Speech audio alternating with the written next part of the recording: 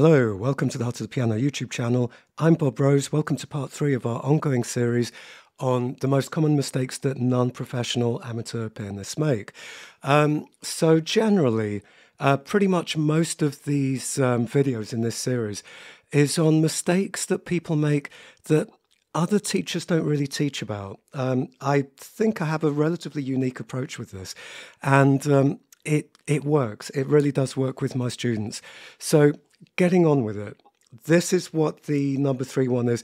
This really is like the most common problem that results in people not sounding musical and that holds them back and slows down the progress. It also slows down technical progress. It slows everything down. Now, some advanced teachers, and I mean really advanced teachers, will teach this, and maybe a few other teachers, but in general, it doesn't really get spoken about. And this is the topic of musical tension and release.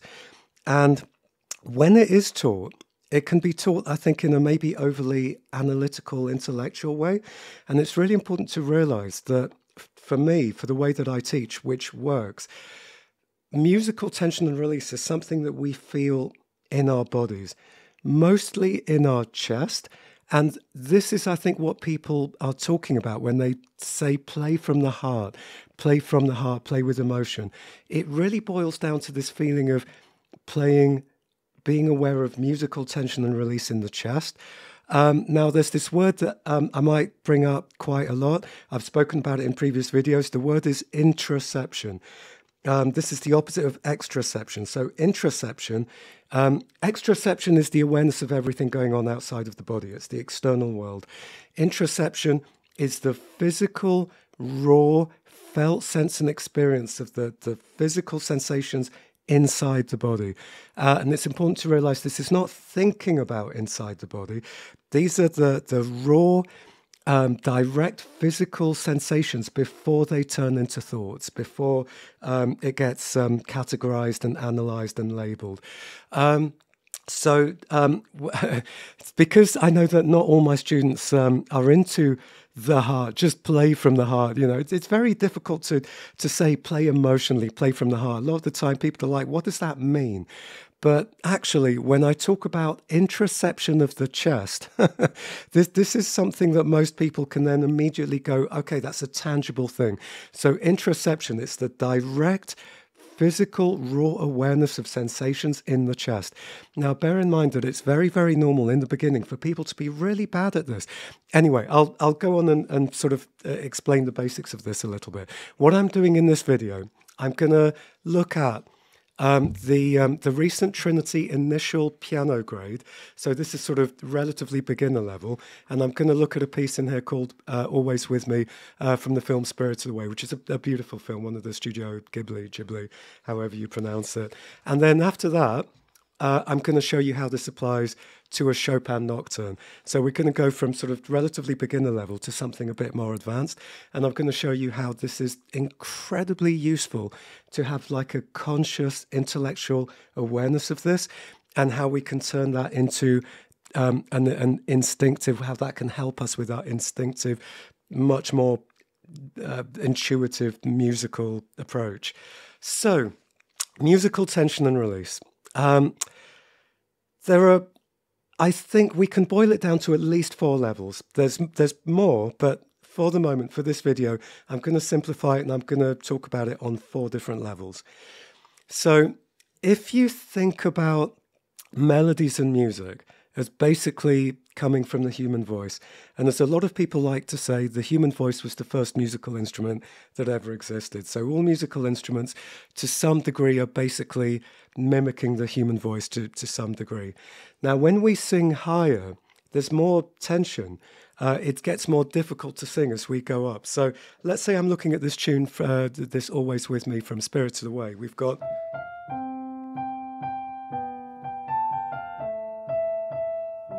Now, if I think about what it would feel like to sing that, da, da, and again, I want to emphasize here, singing can be really, really useful because we want to feel it as if what it feels like to sing these things.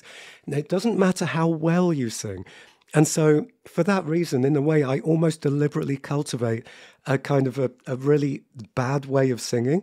So I'm not going, "Da, da, da, da," because I don't want my students to feel self-conscious about singing. It's just da da da da. It doesn't matter how good the singing is. The important thing is we're imagining how it feels in our throats. That's important. So if we imagine da da da, we kind of naturally get louder into the as we go up. Da da dum da da dum da da da da dum, and naturally become quieter and with a more gentle tone as we come down. So what is useful to realize is that with musical tension, when there is more tension, there is a slowing down and a getting louder. And I'll go into this more. But basically, musical tension, louder and slower, and the release of that tension is faster and quieter. And so Western classical music is basically all about the building up of tension, which we feel in our chest, sometimes our solar plexus, sometimes our stomachs, but usually the chest. And that tension, it's like imagine that you're watching a film or a TV series, and the drama builds, and you're glued to your seat, and stuff happens, and if the film stopped or the TV stopped, you'd be like, what happens next? What happens next? That is tension, and that is the kind of tension that we're talking about, that you feel in the chest. It's exactly the same kind of tension. It's like suspense. So music is all about setting up expectations, and then we're waiting to see what happens to those expectations. There's a feeling of tension in our bodies as we have a sense of suspense, waiting to see what's going to happen. So as we go higher, da da dum da da dum, that's really dissatisfying to just stop there. We kind of want it to fall down a little bit. Da da dum da da dum da da da da dum dum dum dum. And then it comes down more. Da da da da dum dum. Da da da dum. Da da dum da da da da da. And because we've gone up a little bit again, it's like a question mark. So we've come down. Da da dum dum. Da da dum da da da da da. And that's higher than the lowest point. It's like a little question mark. So if we stop there, da da dum dum da da dum da da da da dum, the end. Well, that's clearly not the end, because it's gone up on a question mark. On a question mark, like the voice going up implies a question. So that is one source of musical tension and release. So what we can do, if we're just playing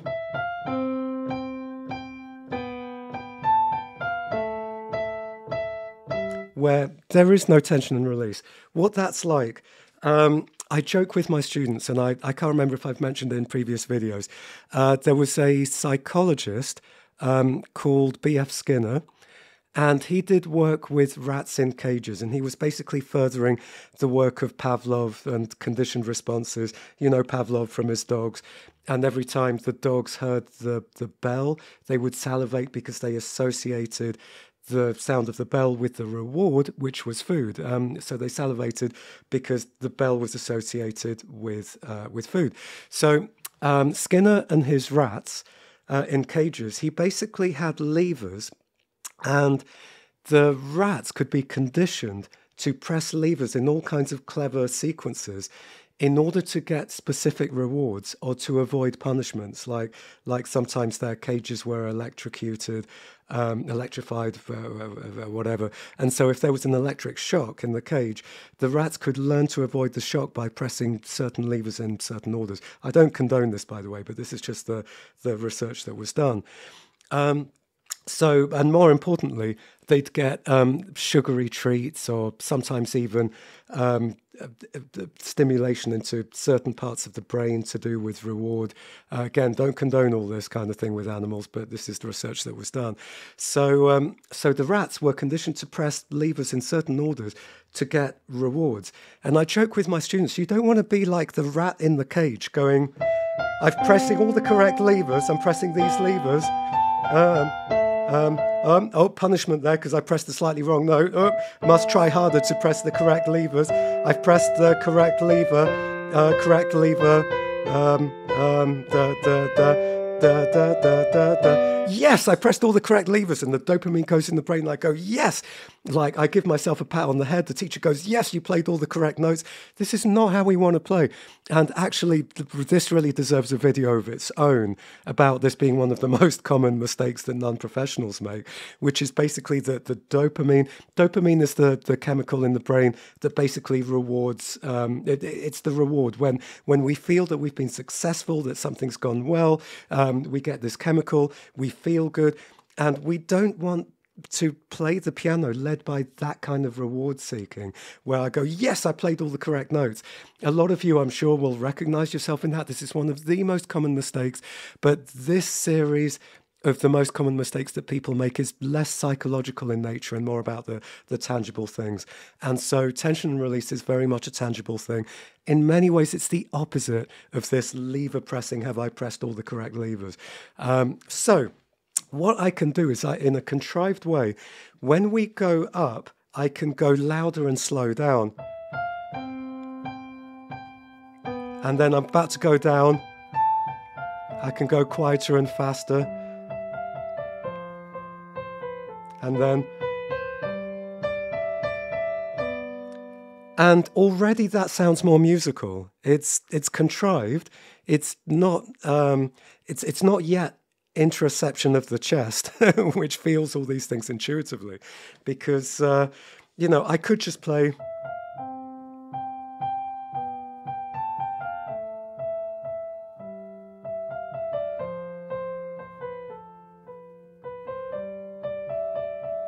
And that's purely intuitive. I'm basically going to the sensations in my chest, and then a whole load of other things are coming, but I'll come to that. So there's intuitive musicality where we just feel into these things, and then they all happen naturally. But what I've done is I've basically reverse engineered them. I've gone, what's going on? How do my feelings and the physical felt sensations of tension and release, how do they translate exactly into the musical elements that we do? So one of them, and this is really one of the least important ones, melody. There's more important ones that take precedent that I will get to. So louder and slower as I go up. Then... And as I do that, I can start to feel in to the interoceptive sensations in the chest. And as I go up, I can feel this sense of more tension here in my chest. And it's not thinking about it. And it's a receptive feeling. It's important to realize that this is not a feeling that I am trying to generate, because that won't happen. You have to be open to it. You have to be like an open, empty vessel, and you allow you let the feeling happen. And if it doesn't happen, you just come inwards. You open to whatever sensations are going on. There's not really enough time for that in this video. I'll do other videos about this kind of thing. And also, I do talk about, I should have mentioned this at the beginning of the video, but I've already done a really good podcast episode exactly about tension and release. And my friend Cheryl, I did it with my friend Cheryl, and she was playing, and she was trying to understand, and I was trying to coach her into how you feel these things. And that's really useful, because if you listen to the podcast episode, you're going to get way more insight into how you actually kind of tap into these sensations. So I'm going to leave a link above and a link in the description below. Do check that out if you're interested. But I will also make more YouTube videos. So click on the bell icon below and subscribe to be notified when there are more videos. Anyway, so I can open myself up to the emotions. And if I play and you listen without analyzing, without thinking, without worrying about it, so I'm going to slow down more.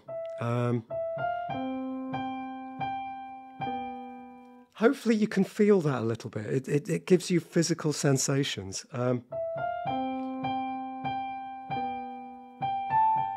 And then hopefully there you felt that release. There's a tension here.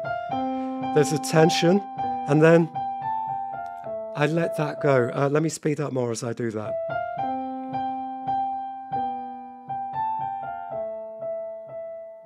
You felt that released. So there's the second one. Again, this isn't as important as some of the later ones. The thicker the texture is, a lot of the time, the more tension there is.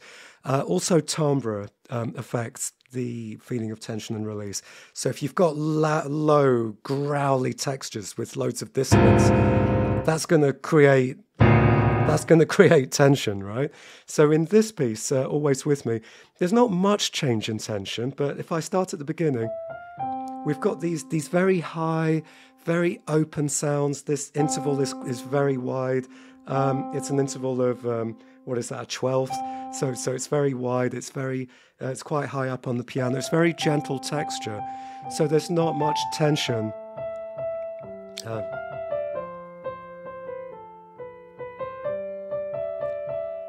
But now here it builds, because suddenly the left hand suddenly has two notes. And then from here, the texture thickens, because in the left hand, instead of this, now the texture becomes,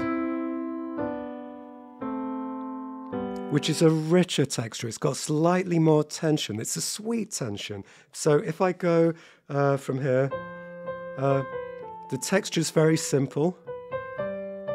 Texture starts to thicken now.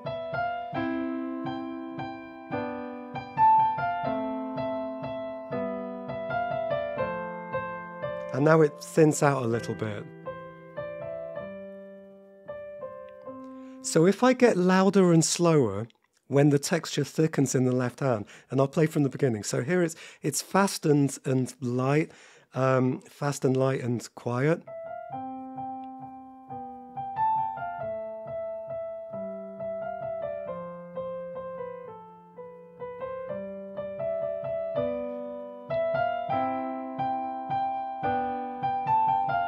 Got slower and louder.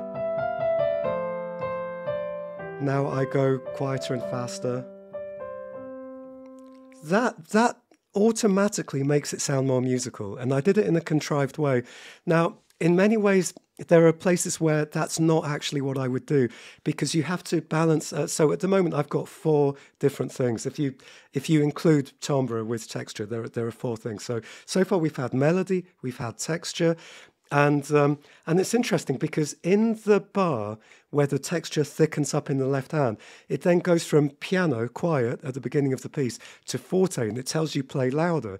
So, one of the points I'm going to make is that when you pay attention to these elements of musical tension and release, most of the time, you'll then completely ignore almost every single marking that the composer has put in, which can be things like phrasing, dynamics, articulations, because they become obvious. You don't need to be told them when you're aware of tension and release.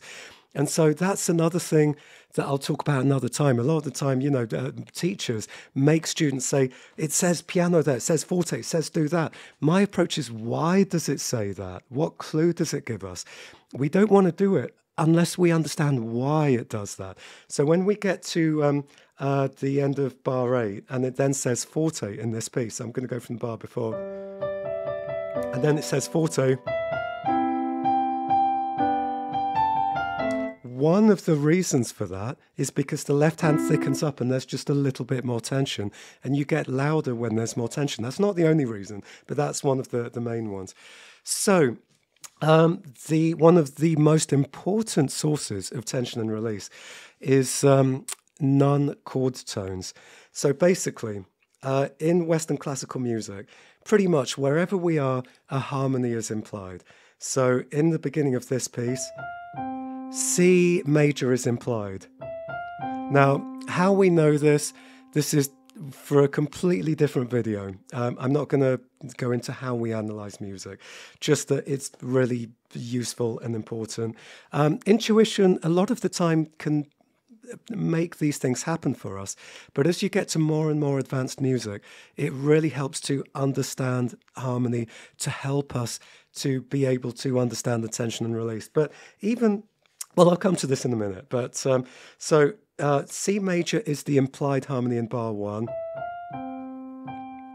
Now, chord tones are basically the 1, the 3 and the 5. And in the dominant 7th, it includes the flat 7. And again, don't worry if you don't know about all of this stuff yet. I'm just basically sowing the seeds for this, just letting you know that this can be an important thing. I'll make future videos on this. But by the way, the more simpler pieces, if a piece is made for beginners, chances are it won't have many non-chord tones. As pieces get more and more complicated, you get more notes that are not actually part of the triad of the harmonies that you're in. And again, don't worry if you're not keeping up with this. It's just important to know that this can affect the musicality. It's a way of, if we're playing in a way that is... This is a way, by understanding this, we can give ourselves a nudge in the right direction. So now this is worth leaning into. This is definitely a non-chord tone, and it's quite a dissonant one. So I'm looking at the second note in bar 6, it's the B. So if I go from the beginning and then really lean into that note, too much. Here. So let me go again from bar 5. So yeah, and we don't always want to both slow down and get louder. Sometimes just one of them will do the trick. And so here in bar 6, I think that slowing down will do the trick for us. So let me go from bar 4. No, I'll do that again.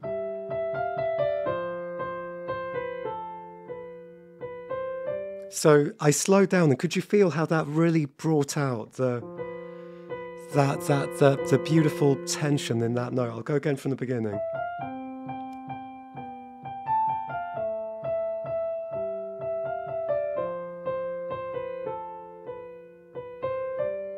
So you can feel that really just enhances the emotion in that particular moment. Now, I'm going to come to the fourth one. This is by far the most important.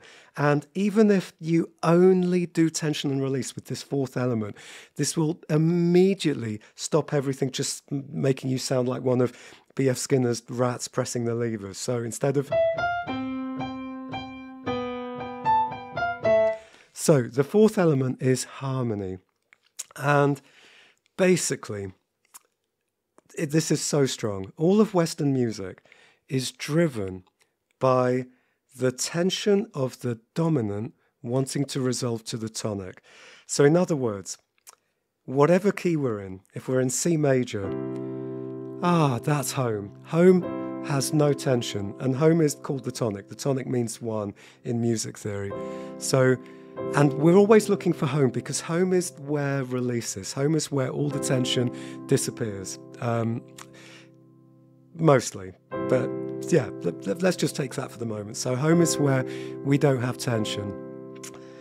The most tension is on the 5th scale degree. If we build the chord on the 5th scale degree, the dominant 7th, that wants to resolve. So like if we play G dominant 7th, everyone knows you can't leave that hanging. That goes there. So when we have the dominant 7th on the dominant, the G dominant 7th, the dominant 7th that goes down a 5th to our home key, that has the most tension, and we generally go slower and louder into that dominant 7th and then release. Now there'll be times when we then go louder. The times when we want to do that is when we're building tension, saying something's about to happen, don't relax too much. But generally that's kind of the most important thing with tension and release. It's dominant, tonic, release, slow, and then fast. If other stuff is going on.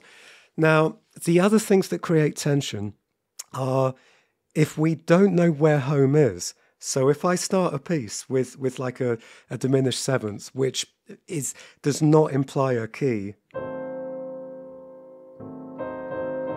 there's a tension because we don't know where home is going to be. And then we could do... we have no idea what the home key is going to be. And in fact, when people talk about the Romantic era in classical music, so classical music has different eras: Baroque, classical with a big C, and Romantic and modern and so on and so on. So the Romantic movement in classical music is sort of really you're increasing tensions.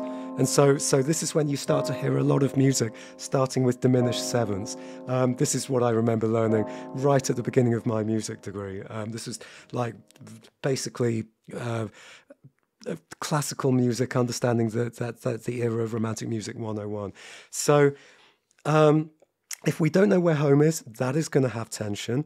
And any time that we go away from the home key, the further and further away we get from the home key, the more and more tension that we feel. And so if we're playing classical music, and jazz does a lot of this as well, the further away we go, our job as a pianist, as an interpreter, in many ways is really to signpost to people. There's tension here because we don't know where we are. So, if you think about horror films, there's tension when we go, oh my God, where are we? Where are we? And we do that by slowing down and getting louder. We're signposting to people, there's tension, feel tension. So we don't actually know what key this is in. We hear this note, we hear this note. We have no idea. It could be, or it could be, which is where we're going, or it could be,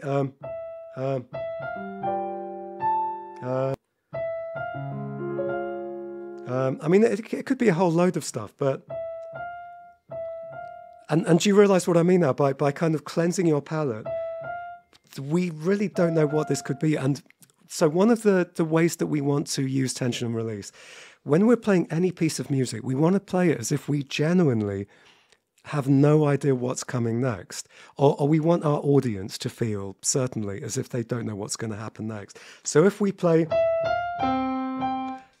and I just play, it's almost like, yeah, I know what's going to happen next, you know what's going to happen next, but if I play, that's almost like, it's a mystery. Where are we going? Where are we going? Ah, we're here. So there's a tension here that I can do by being slower. And then that's the moment of release, because now we know where we are. So it's a really nice way of starting. If I do the opposite, you feel that that's wrong. But if I go, that intuitively feels right, doesn't it? Because there is this sense of where are we? This is probably home. We're not completely sure. Now here, the dominant is implied. So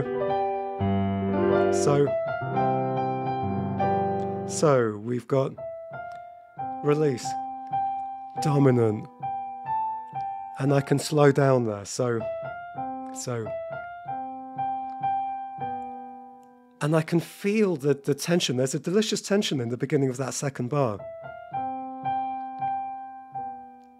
That just sounds right, doesn't it? So, happy-go-lucky, tension. And then there's some release here, but we're still not home yet. And then here, we are actually back to home.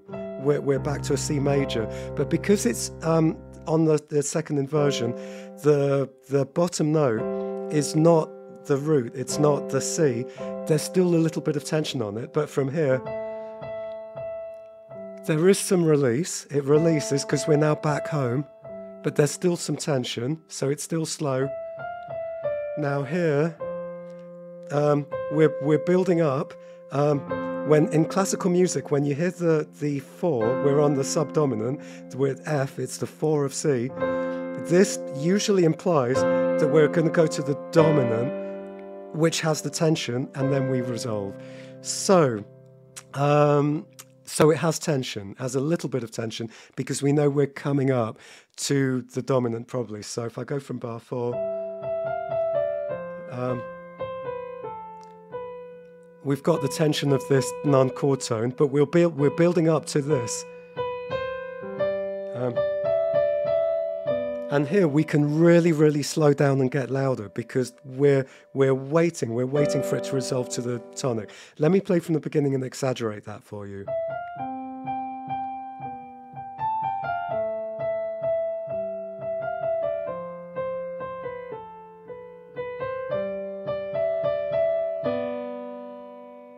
And you can feel that tension. We want that to resolve.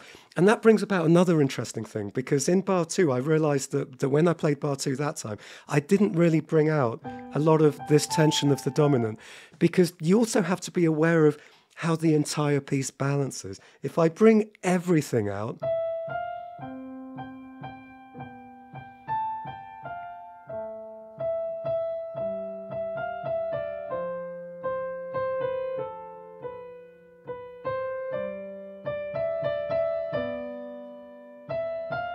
the whole thing just falls apart like wet cardboard, as one of my students called it.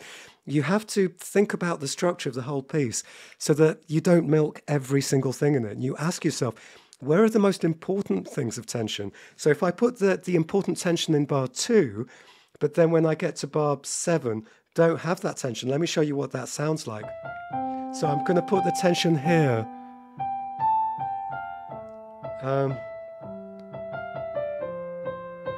And then not so much here. You're going to hear that just doesn't balance. So, and it's also really, really important that you feel. It's not just kind of contrived. But by playing this way, you can kickstart it. So you can kickstart slow, faster, a bit slower, then a little bit faster, lean on this, and then slow and louder, and so on. And this can kickstart the whole musicality thing. So let me now go to the Chopin and show you just how profound this is. I've had to try and I've basically opened my book of nocturnes, and I've tried to choose a piece. My B flat key, oh my God, my B flat isn't working properly. I've been waiting for weeks for my piano technician to come out and fix this thing. So I've tried to choose a piece that doesn't have too many flats. But Chopin does like his keys with B flats. So I'm looking at the Opus 27 number 2. This one.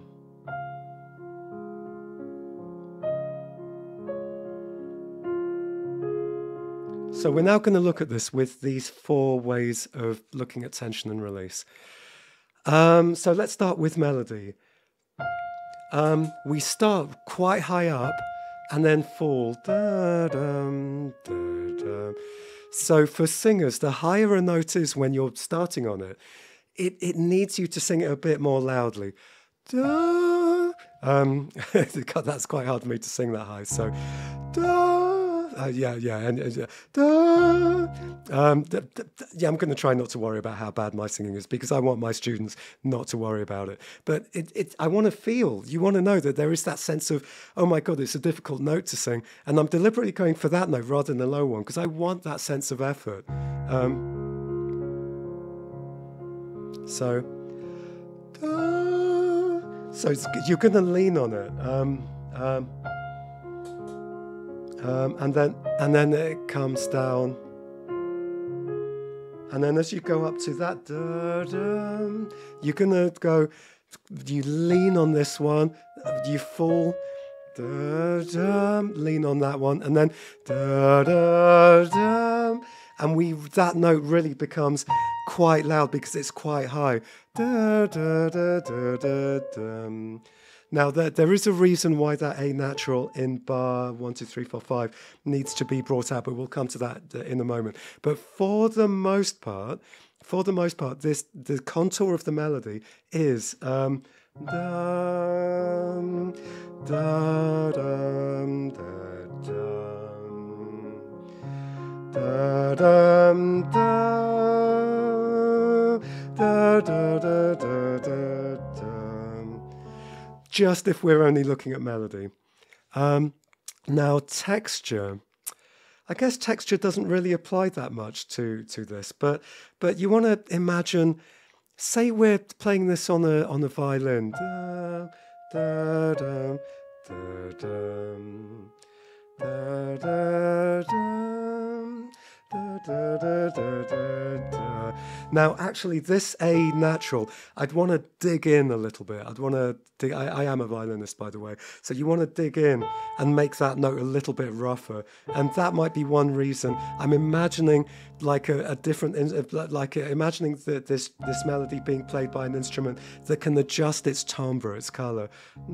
This is just all very, very beautiful tone. Da-dum, da-dum, dum, da-da-da-da, bit rougher. Da, vibrato, dig in. So that would be a reason to kind of make that a little bit louder and go a little bit slower. Now, non-chord tones. Oh, this is where the juice is in the really good music. So, D flat major.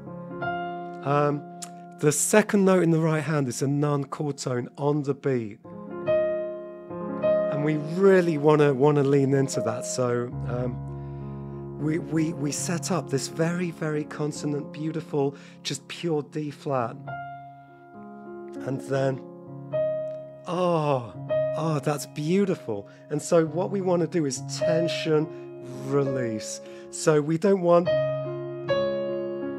This is why it's really, really important in classical music that almost every single time when you have a chord tone, a non-chord tone, followed by the chord tone, which here is the D flat. So non-chord tone, chord tone, you go loud, quiet, and it's like a slow, and then you get a little bit faster. So we can almost go, and then before this note, I can wait. So I can wait and then fast. So, and I'll really exaggerate.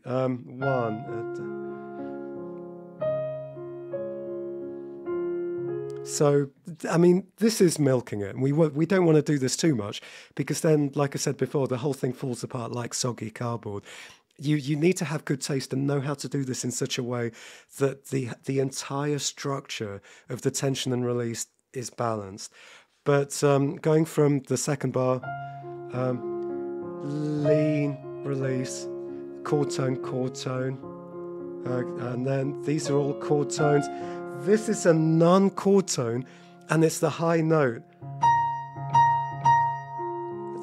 Can you feel this pull? I feel it strongly in my chest and in my stomach to some degree.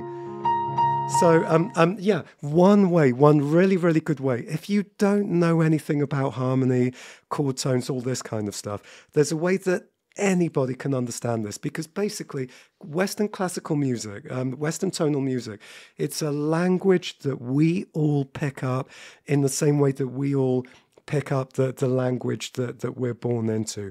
We don't need to understand it.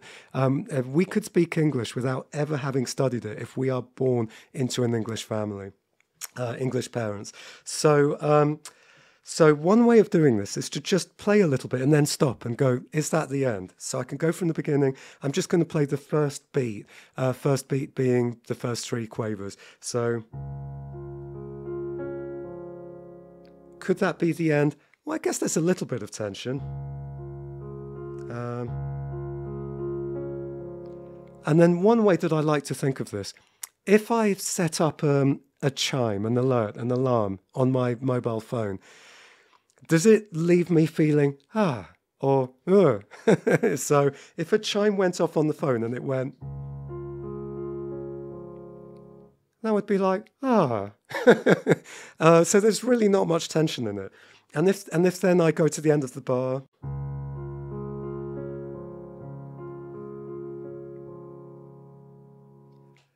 okay, now there's a little bit more tension. The fact that I've played it twice, it builds up what's about to happen. But I'm not like, oh my God, what have I got to go and do? It's still relatively relaxed. And you go by the feeling in your chest. If you try and do this by analysing it with your head, it won't happen. So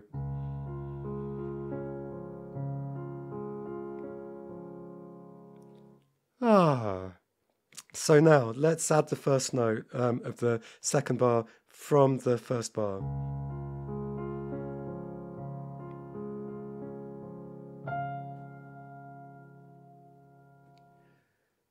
Yeah, that's definitely not the end.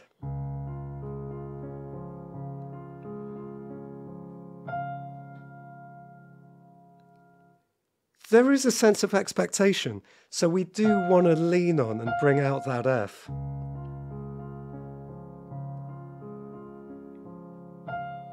And then let's carry on. I'm going to carry on to the next beat. Well, that absolutely cannot be the end. You can't just leave it there. So if I go...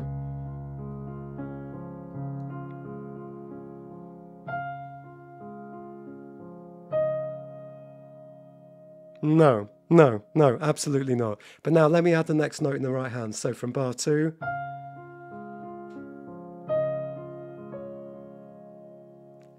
Yeah, there's more of a sense of release about that. You don't need to intellectually understand the harmonic tensions and releases. You know, you don't need to analyze it. You can get it all by just playing and then stopping and going, what do I feel? And this is this feeling into what the music is feeling in terms of a tension on or release in any given moment. This is one of the most crucial things that everybody needs to practice. This is what makes people sound good and musical, and the lack of it. If I just go...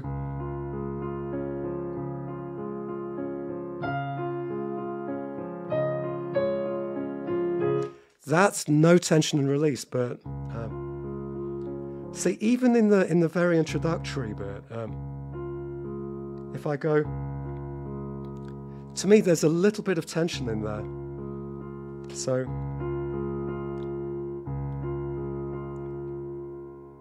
that has a little bit of tension, but when I go,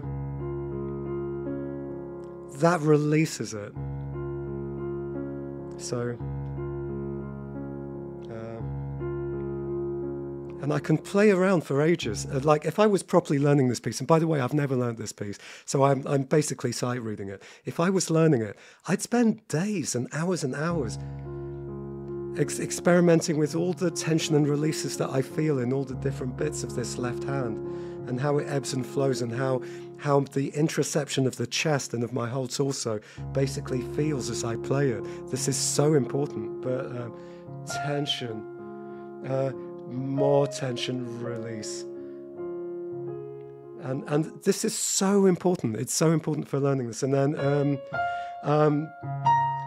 to feel this tension, and what's really important here is to keep feeling that tension even as you go through to the rest of the notes. What most people will do is they will just feel that tension and then just ignore it and it's gone. But you want to keep feeling it. You keep feeling it.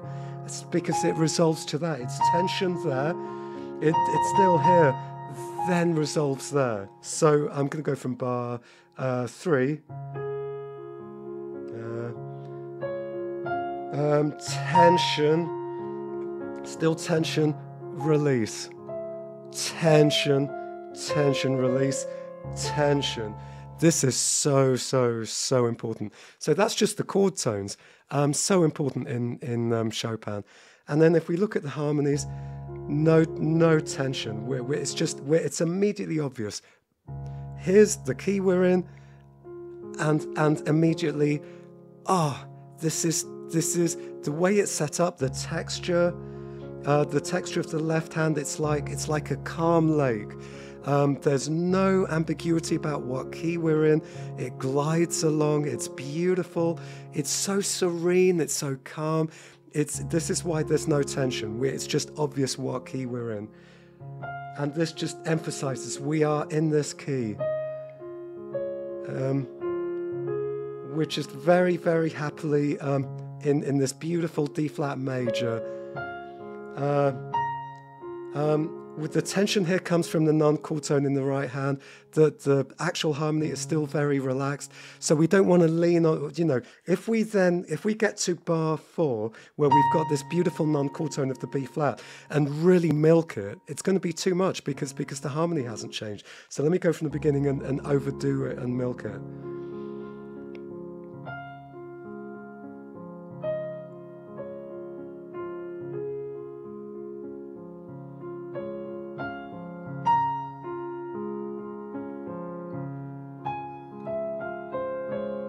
That's too much. That's too much. And also, I had to remind myself to do it because when I got to bar 4, I'd completely forgotten I was going to do that because that's just not, I'm not expecting to go,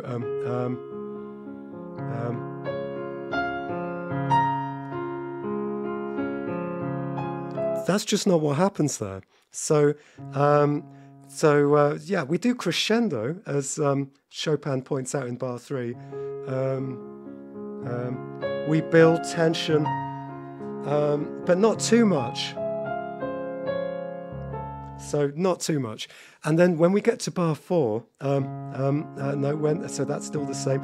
Then we get to bar 5 and we get this new harmony,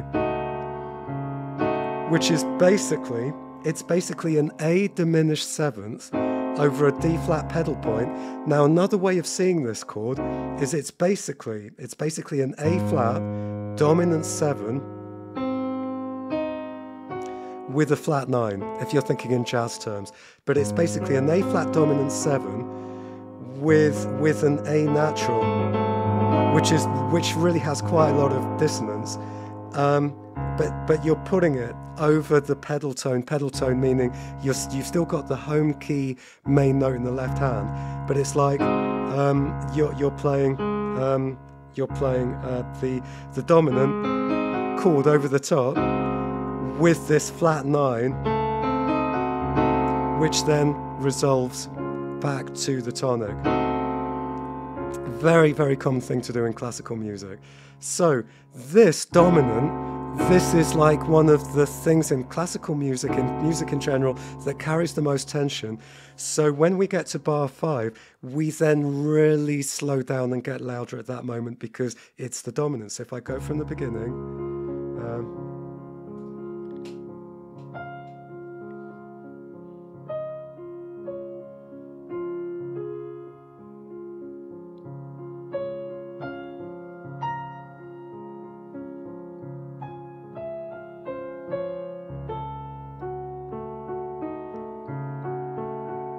so there, and bearing in mind, we don't want to suddenly get too loud and too slow because there's the entire rest of the piece.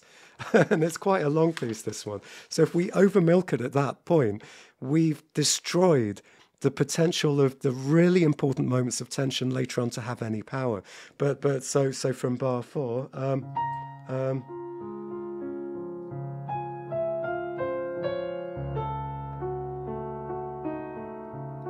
So you can feel that there I'm milking. I can milk this more.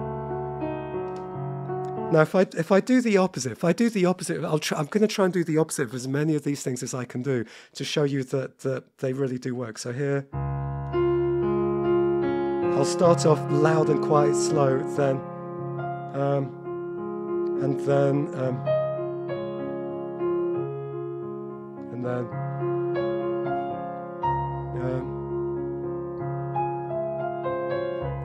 Oh, it's really difficult for me to do that. Let me go again from bar 3.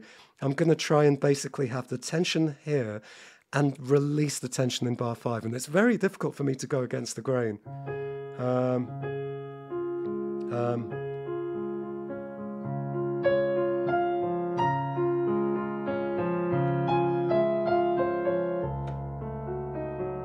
Do you hear what I mean? It's just completely wrong. So again, from bar 5, I'll try and do it wrong.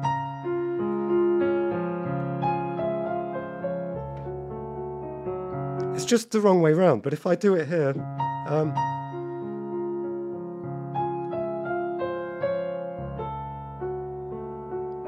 you can hear there's a rightness to it being that way round.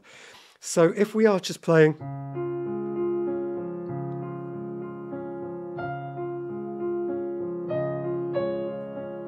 which is basically without tension and release,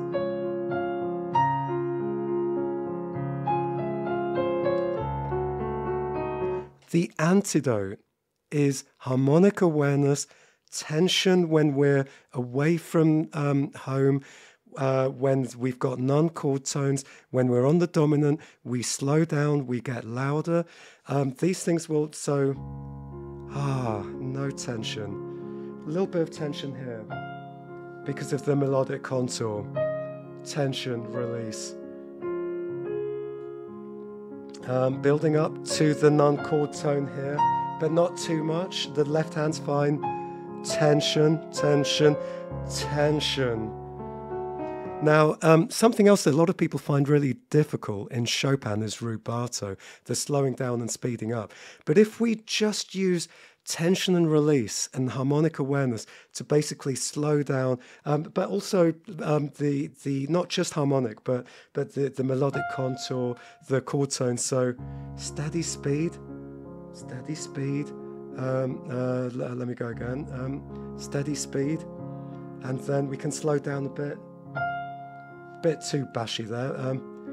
Lean, and then release. Build tension going up to the non-chord tone. Keep the left hand going. Rubato, rubato, rubato. Rubato. Rubato is just a natural thing that happens when we are feeling tension and release in our chest. So that took a little bit longer than I was anticipating it would. I hope that you guys found it useful. I hope it wasn't too long. Do let me know if you'd like me to explain any individual bits of anything that I spoke about there. It really deserves a much, much, much longer video. But if you listen to the podcast episode that I already linked to, and the link is below, that explains much, much more in a tangible way, really how to do this, and a lot more of the nuances, because I'm actually doing almost like a workshop with a friend where I'm coaching them into how to do this. And so you will see the struggles that she has to sort of really kind of to properly understand it and put it into practice. She asks some excellent questions, and I explain a lot more of like the sort of more real world ways that we implement this. So yeah, leave any comments, good or bad. Always open for a healthy debate. I hope this is useful. And the last video was really, really successful. So many people have watched it. Thank you for your support on that one. So anyway, there is room in my studio for new students if you're interested in having me as a teacher. I find that teaching online works really, really well. I actually ended up having lessons from an amazing concert pianist online because I really believe in that format, that it works. So do all the usual stuff to support the channel, like, subscribe, leave comments, all the good stuff. And I'll see you at the next video. Go do some practice or watch more of my videos, and take care, have fun, goodbye.